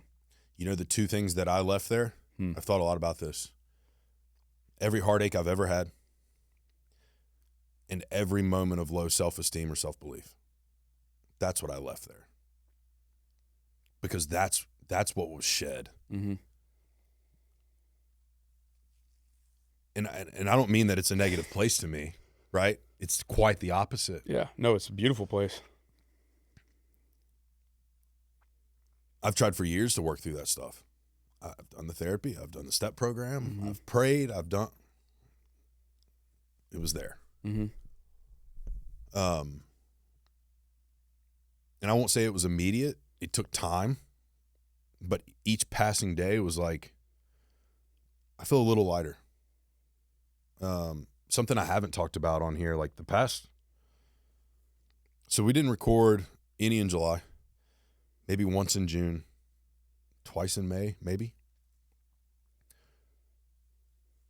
Those 3 months for me, full transparency, were some of the hardest months of my life. Dark. I've never in my life seen something turn on its head so quickly. But again, it was a removal of self. Like I keep going back. Like what got me out of that space? It's when I literally said, I don't matter right now. My only job is to show up and be of use. That's it. Dude. That's it. It's voluntary self-sacrifice. And I have two things. Number one, in this journal, literally right here, in which I've written many things since July 7th or 8th when I first got out there. One thing I wrote on day 2, I believe, I could actually probably pull it up, but the gist of it is I don't know what it is. I can't explain it, but God has relieved weight from my shoulders. Mm-hmm. In the journal, I said, I'm going to have to think about like what that actually means, but I just feel lighter. I feel like something that I've been carrying around has been removed, and through conversations and things with loved ones and just reflection, I now know what that is. But it's just funny, like you said, like you felt like you've like left things there. 100% agree. And then the second thing I'll say is you just said you never thought about yourself. I'm reading a biography about Robert E. Lee right now, and sometimes I'll go to the last page of a book. The last paragraph is about his basically like what sentence or what's the best story to describe his life or him and his life. And I mean, for people that don't know about him, he's a contingent character, but they don't understand the context of that time and what was going on. The story was that a woman came up to him and had a baby and handed the baby to him. And he said, one sentence, teach him to deny himself.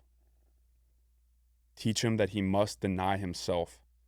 And I think that's what you're talking about. I think that in those moments, it's like a denial of your needs. It's a denial of your convenience. It's a denial of your health. It's a denial of your job, your financial security, your blah, blah, blah. It's denial of those things for the sake, literally the entire sake of somebody else. And I think that's where, in my experience, like you said, all we can do is speak from our own experience. That's where God met me, for sure. The most real meeting I've ever had with him was in the time where I can confidently say that I was denying myself the most. And there's been many times where I've not done that, and I've felt lost, and I felt scared and fearful and all this stuff and clouded. But with, like I said, as sure as the sun comes up tomorrow, I can tell you as certainly as that will happen, that's where God met me the most. Yeah, and I think it's important and we don't have to dive into this, but like I would never share like the details of our personal conversations ever, publicly. But I'll say it this way: both of us during this time frame, we would have conversations and be like last night was really hard for me, right? Mm-hmm. And there's a multitude of reasons of why those nights occurred throughout the process. And I don't think that it's important to dive into those details. But what I will say is if you're in a God moment, honestly, that doesn't mean it's going to be just weightless, right? It's going to expose is what it's really going to do. But if you're in that God moment and you're connected, the things that it's going to expose, you're going to be able to actually look at and do something about it. And so I just remember like we had a conversation one morning and I was like, hey, how are you doing? Because like after the first week and a half, like there was like disconnect of like where we're at, what's going on, trying to like make sure we're still doing all the right things and whatever. But I remember the conversation and it was just like, I had a really bad night last night. And I think 4 days prior to that was my scenario. I was like, I slept 30 minutes. Mm-hmm. And I think that it's so important to share that like we were both shedding things there and in those experiences that needed to be shed. But sometimes letting something go is heaviest right before the release, right? Mm-hmm. It's not like when you get the concept of letting something go, it becomes weightless. It's actually, for me, I think the heaviest right before it happens. And I don't think, for me personally, I showed up to Kerrville very angry. And people, like, I'm a spiteful human. I'm working on it. I've gotten a lot better, actually. Yeah. But I was angry, not at anyone or anything. I was angry at my life, man. Yeah. Because I didn't feel like enough. It didn't matter how much business we were doing or how much success the podcast was having or how I felt or looked aesthetically or none of it. I was just pissed. I was like, God, it's not enough. It doesn't feel like enough. And it's funny. The whole first week we were there, I didn't go to the gym at all. My nutrition was pretty close to dialed, but there was a couple times in there that a little Wagyu sandwich here. Smashed some white bread. Definitely happened. Business obviously wasn't bringing in any revenue. Set the podcast down completely. Mm-hmm. All the things that I was hyper fixated on improving got dropped. Mm-hmm. And it wasn't, to your point, until that happened that I was able to find any level of peace. Because what it did was it pulled all the weather out of my ecosystem. Like this rain cloud and all this the idols, thunderstorm. dude. Yeah, it just gone. Clear as day. Here we are. This is your life. This is who you are as a man with all this other bullshit stripped away. Who are you? And it's at that point you can actually make a difference, right? Not just in other people's lives, but your own life. I think it's all, again, designed by God. I think that I prayed about it for many a nights. God, show me. God, show me. God, show me. Where is it? What is it? God, show me. God, show me. That just happened to be how he showed me. Yeah. And it didn't click instantly. No. But looking back, I'm like, well, there's no other explanation, so here we are. Dude, it's yeah, you mentioned I mean, because the thing is, like, life didn't just stop. Right. And I wanna actually just make sure I'm abundantly clear on this. For some reason, I just feel I'm sensitive to the idea of making, like, of lifting myself up. Like, I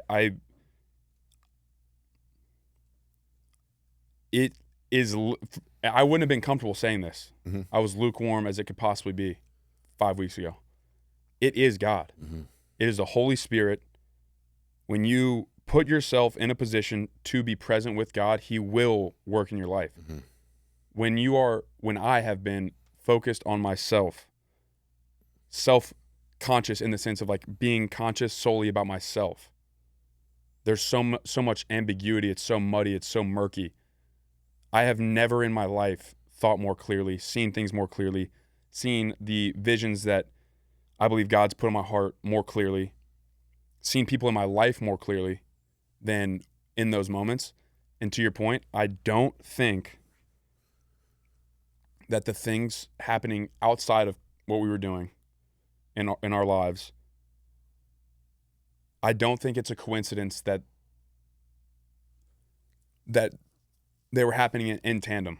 You know what I mean? I feel like if the things that were happened 3 weeks before, or maybe like a month or two after, or whatever, it wouldn't have been the same. You know what I'm saying? Mm-hmm. And it's, to me, like, it's incredible, dude. I literally can't describe how like real it felt, like the presence of God. It might sound so freaking strange to people, but, like, it's real, bro. It's the only time in my life that there's been so much external chaos that I've felt so much internal clarity. Mm-hmm. Well said. Typically those two things that doesn't happen. That can only be God.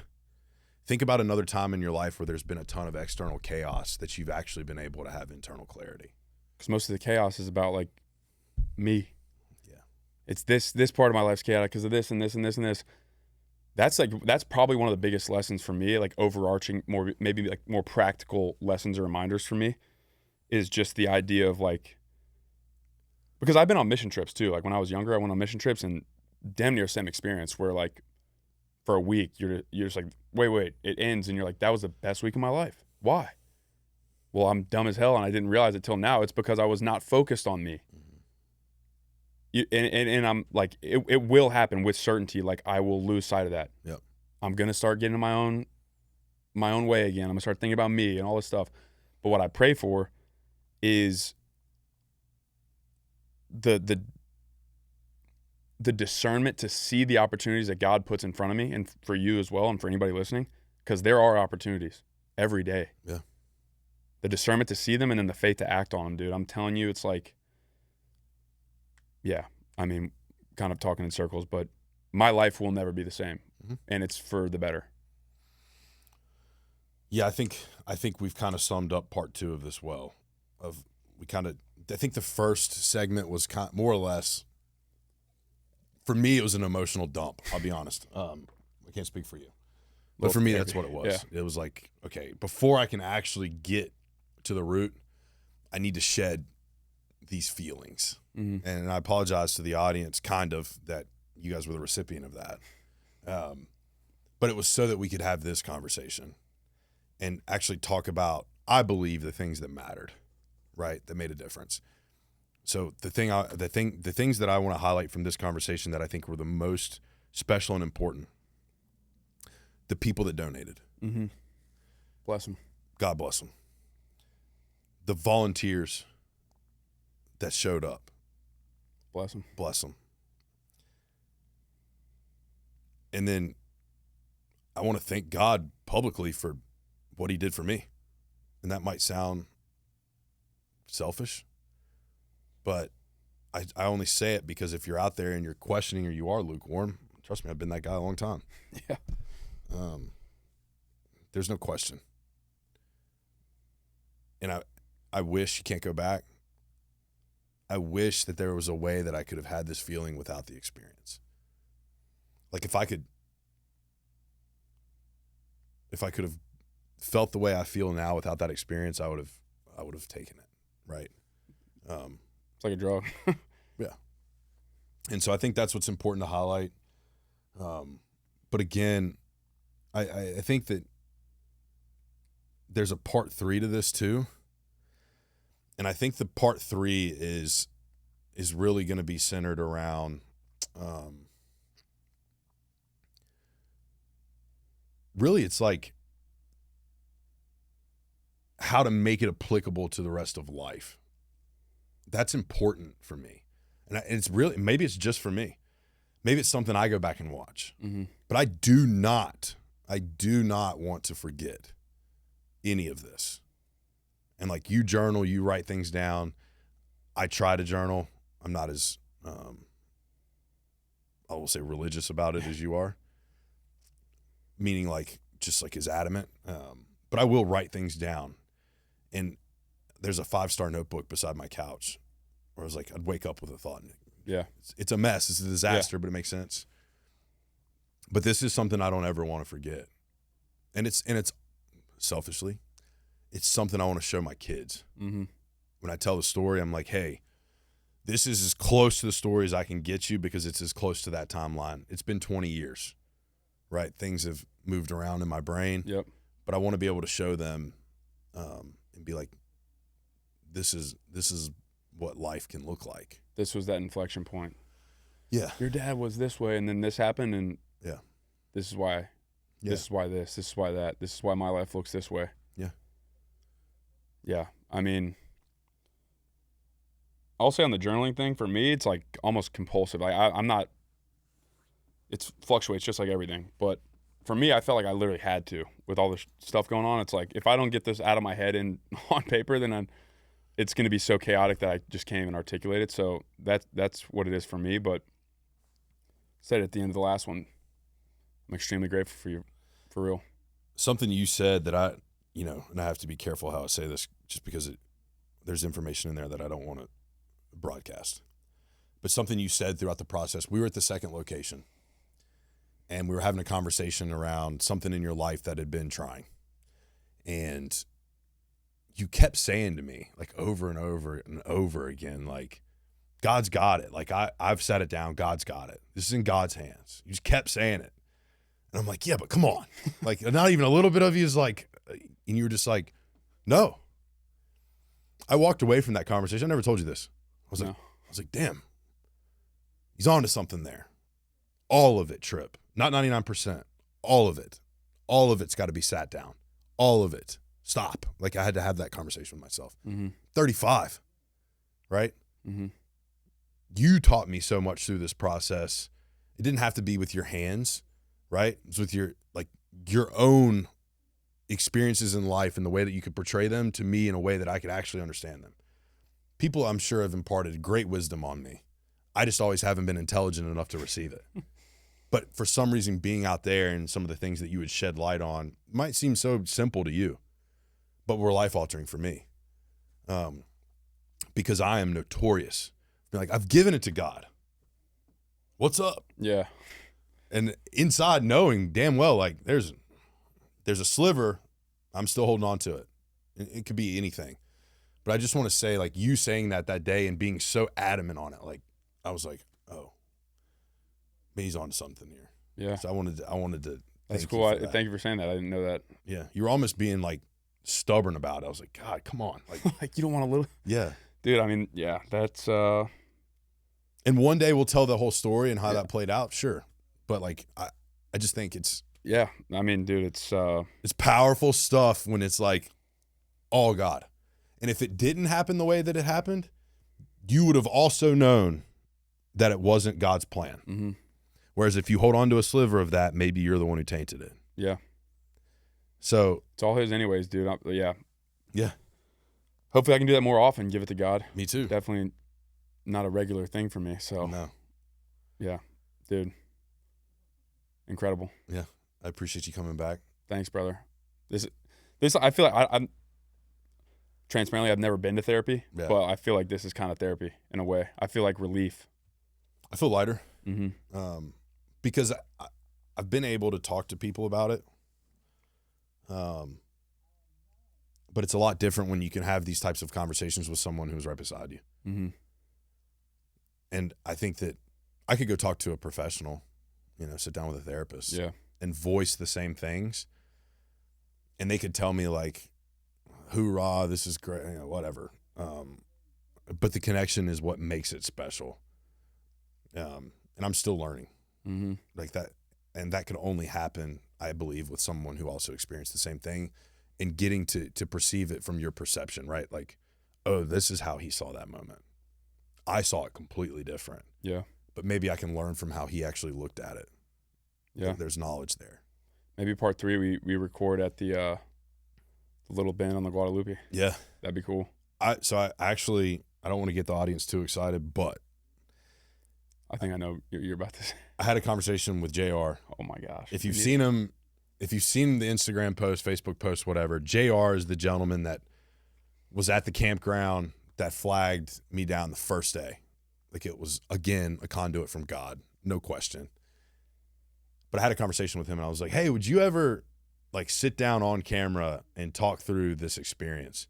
And he's like, oh yeah. That would be an incredible episode. So I think we need to, I think what needs to happen, and I've thought a lot about this over the last week, even the weekend. So we have this conversation. I think JR being with us would be a great conversation. And then I want to go deeper. I think Mark Philly would be an awesome conversation. Just, again, additional perspectives. It's therapy. Wild Bill, oh my God.